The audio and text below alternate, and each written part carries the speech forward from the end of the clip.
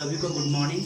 तो आज हम पढ़ेंगे प्रकाश का प्रवर्तन, रिफ्लेक्शन ऑफ लाइट। प्रकाश का प्रवर्तन यानी कि रिफ्लेक्शन ऑफ लाइट। आज हम जानेंगे कि प्रकाश क्या होता है, कैसे रिफ्लेक्ट करता है हमारे जीवन में, प्रकाश का क्या महत्व है, प्रकाश से हम क्या क्या कर सकते हैं। तो चलिए जानते हैं। सबसे पहले हम जानेंगे कि प्रकाश होता क्या है। तो प्रकाश जो है, प्रकाश मीन्स लाइट होता है। क्या होता है? लाइट।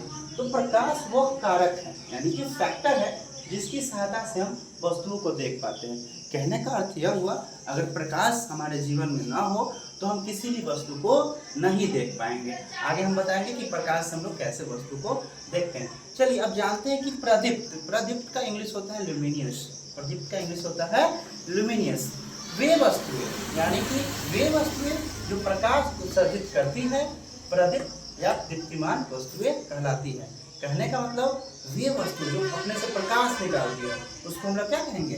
प्रदीप्त कहेंगे यानी कि ल्यूमिनियस कहेंगे। जैसे सूर्य, सूर्य क्या करता है? प्रकाश देता है ना सूर्य। फिर है बिजली का जलता बल्ब। बिजली का तो बल्ब है पर नहीं जलेगा तो क्या वो प्रकाश देगा? नहीं। तो बिजली का जलता बल्ब यानी कि ल्यूमिनियस हो गया। फिर है जलती मोमबत्ती। मोमबत्ती को रख दिए, नहीं जलाएंगे तो ल्यूमिनियस होगा?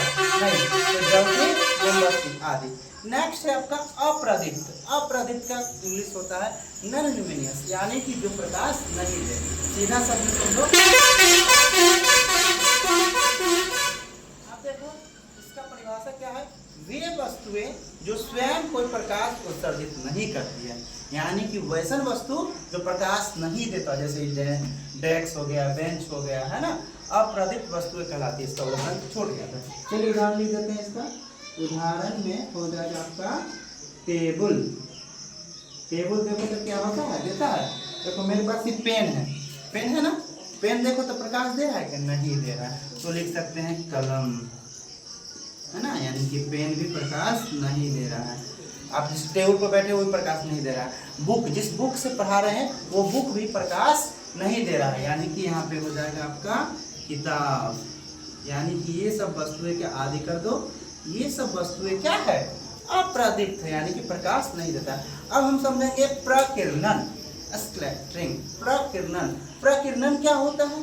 चलिए समझते हैं प्रकिरणन क्या होता है। जब सूक्ष्म कणों जैसे वायु के अणुओं का धूल कण, आप लोग देखे होंगे कि वायु के साथ बहुत सारा धूल कण बंद कमरे में क्या होता है, कभी कभी जब प्रकाश गुजरती है बंद कमरे में किसी खिड़की से, किसी छेद से, तो लगता है कि बहुत सारे धूल कण उड़ रहे हैं, है ना, उड़ रहे हैं। यानी कि क्या है? प्रकाश में जो है बहुत सारे सूक्ष्म कण, धूलकण मिले होते हैं और धूलकणों पर पड़ता है, तब एक कण उन पर पड़ने वाले प्रकाश को कुछ अवशोषित करके यानी कुछ एब्जॉर्ब करके रख लेती है।